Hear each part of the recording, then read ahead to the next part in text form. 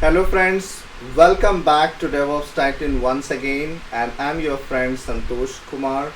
This week we are talking about Red Hat OpenShift Certification Exam DO280, and in today's video we are going to discuss about one of very important topic that when you are the moment when you are ready for exam, and when the proctor says that are you ready, I'm going to release your exam and your timer will start, and you give your go ahead, okay, I am all set, ready for the exam, and suddenly you get a screen which will be very similar to the screen I have, and your timer starts. Okay, the proctor will say click on activity and click on this Firefox. When you click, it will open a page, and here it will be your questions. Okay, you will have all the questions here, 1 to 16, 15, 14, whatever be the number of questions there in the exam.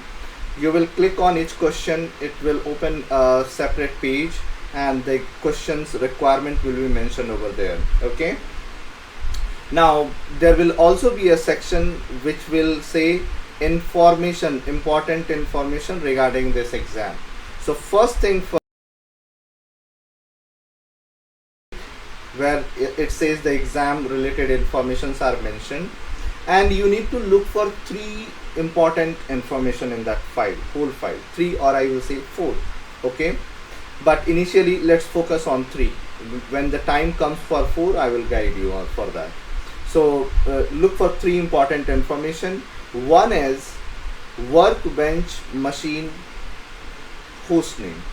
Okay, another one is the ID which you should use to connect to that workbench machine, and the password to connect to that workbench machine using that ID. Okay, now you might be thinking, what is this workbench machine? No problem, I'm going to explain that. So if you have watched my other video where I was explaining about the exam experience, and in case if you have not subscribed to my channel, then you might miss if I add some videos in the middle or something which I have said in the past, but I want to update or give more information. You might miss that because there are so many videos will keep on uploading. So I request you to please click on subscribe and bell icon so that you get notified, and also like and comment if you have any issues or any suggestion you have for me. Please do that, but subscribe to this YouTube channel. This will also give some kind of motivation to me, and I will feel that people are liking really and the content seems like relevant. So please subscribe to it. Now in the exam there would be a master node, worker node, master 1, master 2, master 3, worker 1, worker 2. They will mention the full name, full host name for these 5. Anyway, we need not to worry about this. We have nothing to do with their full name, ignore it. There will also be one name, workbench, host name workbench. Take a note of that host name. There will be an ID which we can use to connect to that workbench, and they will also provide a password. Okay, copy all these three information, go back to your exam environment, click on activity and click on terminal. When you click on terminal, you will get resize that terminal in such a way that you have okay, it is not coming. Let me reopen it.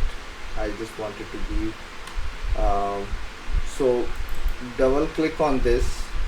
It will, or all I want to say, like, minimize your screen so that you can see the questions also one side, and your exam terminal should also be visible at one side. Okay, you do something like this. Okay, have question at one side and your exam terminal at one side. Right now when I clicked on this terminal, you see I am connected with a student user and I am connected to workstation. This is the in my lab, in my this will not be the case in exam. In exam you will be connected with some ID student, and the host name will be work desktop, okay, or blah blah. It can be anything, it can be abcd exp. You need not to worry about that, because this is not the terminal in which the examiner or exam is expecting you to solve your queries. So in exam, in that information sheet, they will mention that we should connect to workbench. So for that, open your terminal and then write SSL. These what I'm going to say is not mandatory, but if you are doing it, it might help you during your exam. So set some aliases which will help you in editing the YAML file, which we will create during the course of this exam, or while we are practicing for it. It will be very useful. So click create a file. I have given a name vimrc. You can give blah blah, any name, doesn't matter, but it should start with dot, okay. And when you enter, try to have these 5 values in that, okay. So these are like AI, CUC, TS. What this does, so when we are trying to edit YAML file, it will check proper spacing.